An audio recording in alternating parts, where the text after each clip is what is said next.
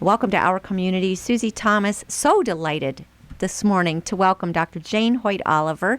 She is the chair of the Social Work Department, Social Work and Psychology Department at Malone University. Good morning. Good morning.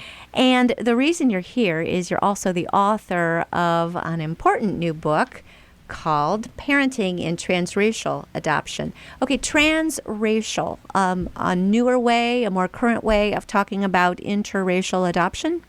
It's really a way of talking about how society views of the family that's adopting. So the society may identify the child that's being adopted as being of a different race than the parents. So it's a way of talking about children that may be identified by the community as being of a different race than their parents. So the birth parents could also be of different races from each other. Absolutely. And then the parents are a different race from the child that's being adopted. Mm-hmm. And that can go, a white child could be adopted by African American parents. That's correct. And vice versa. Yes. So you have personal experience with this. Let's talk about your own story, Jane. I do. My husband and I adopted our daughter 32 years ago. We adopted her from New York City, and she is a Caucasian and also African American and a little bit of Asian as well. So she's a really remarkable young woman, now 32 years old, and it's been a delight to raise her. So. And you must have found some things that maybe in typical parent classes, I know you've said, for one thing, how to do a person's hair when the texture of their hair is different than the texture of your own hair. Just some parenting things that you came across. What were some of those? I think one of the things that was really interesting for us, we raised our child primarily in Caucasian communities. My husband was a pastor for 28 years. And so part of the learning experience of being parents and parenting one child, both of our families live out of state, so we didn't even have too many extended family networks. We didn't have some of the understandings that we needed to think about race and culture. We really assumed early on that all we needed to do was to love our child, which of course is critically important. Mm-hmm. But there were some things that we probably could have done better, or that perhaps we even missed, because we assumed that we would know if something was going on or if there was a concern on the playground, and separating some of those issues of race from some of the issues that many kids who are adopted have in general. Of, who are your, quote, real parents, unquote. Those kind of questions that often come up for adopting kids get exacerbated a lot of times by issues of race and culture. It adds another layer to it. That's right. Well, just as a fellow mom, I think the questions of, gosh, did we get it all right? Were there some things we missed? That is universal on parenting. Yes. So you're also just adding another layer to that. Did you have conversations with your daughter? Absolutely. And part of, I think, being a social worker, I cared a great deal about culture and race anyway. And we have a family, both my husband and I are interested in social justice issues. So we had a lot of conversations growing up around issues of African American history, how people have both celebrated and have ignored the contributions of people of color throughout our culture. So part of our conversations in the house were often things that she wasn't always receiving in school, and wasn't always receiving from sort of the more traditional ways of thinking about American history and what it means to be an American. We have a transracial adoption in our family with my cousin, who we love to tell the story of one time when he was about 3 or 4 years old, said, my gosh, we have a lot of Caucasians in our family. Yeah. And, he was just noticing those kinds of things. Was there a point where she became aware that, oh, wait a minute, maybe I look a little different than the rest of the family? I think she was. A lot of times we were fortunate that also in our extended family, although we don't have any other transracially adopted children, My cousin had married a man from Japan. So actually, Michelle, our daughter, and her cousin, Mia, when you get them together, you can tell they're cousins because socialization and stuff, we often smile the same and laugh the same. So she certainly got a good deal of that. That's the one thing we've noticed too, is you tend to look like the expressions that you make. And so you look like your family.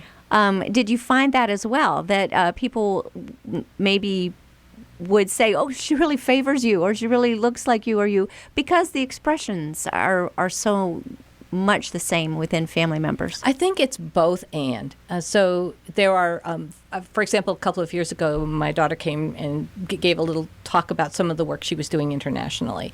And we were talking afterwards, and one of my students said, well, you know, in psychology class, we were just talking about nature versus nurture. And when your daughter looks at you and you laugh together, you're right there. And they knew her story. So I think that that's true. But on the other side of that, there are times when people who are not on the inside of that story often identify children of color as the other in a Caucasian community. So Michelle actually had experiences of people calling her, you know, negative names on the playground, people asking questions about, you know, why are you living with these people when they don't look like you? So it's not just what a parent gives, but it's also how the parent deals with what the outside community is feeding or saying to the child. And that's really one of the reasons why we wrote the book. Yes. Because it's very important that parents who deeply love their children, yes, that they're aware that the issues that you talk about in the family are going to provide coping strategies for children when they are in situations that are which you can't control. And parents can't control, you know, basically once the child starts to walk, the child's going to have experiences that the parent can't control. So how do you manage to show love, affection, support so that the child builds some resilience for those times that might be difficult? No one wants to see their child hurt in any way. Was she able to come home and tell you somebody said something mean on the playground today? Or did she internalize these things, try to solve them herself, and you found out later? Half and half. We had situations. We have 3 people who are now adults and who are transracially adopted who wrote chapters for our book. And my daughter was one of those people. And she talked about a situation that we actually had not known about. When she was, I think, in 6th grade, she came home from school one day and said, you know, I got in trouble. And because I think she had hit a little boy on the playground, which was very unusual. And so we talked about just, you know, it's not a good thing to hit, that kind of thing. Well, in the book, she talks about this situation, and what had happened was she had been playing kickball, and she made a score, and the young little boy got angry because she had made the score, called her a negative name, and so she hit him. And so she was the one punished, even though the kids around her had heard what the young boy had said but didn't say anything, even though they were her friends. She was so stunned because she said, as in the book, she didn't even know. She knew the word was wrong, but she didn't know really what else to do, and so she was angry, but she was the one that was punished, and so and then she was ashamed to tell the teacher why she had done what she did, and then she couldn't tell us why. So we had a conversation around. It's probably not a good strategy to hit somebody when you're upset with them, but we really couldn't have the discussion about race. Now, the other side of that is there have been times, there's another time, I think, when she was a little bit older and she was mowing the lawn and somebody came by and she thought that they had spit on her. And she came home and she told my husband, we were living in a small town at the time, who basically, she knew who the person was and, went to the police.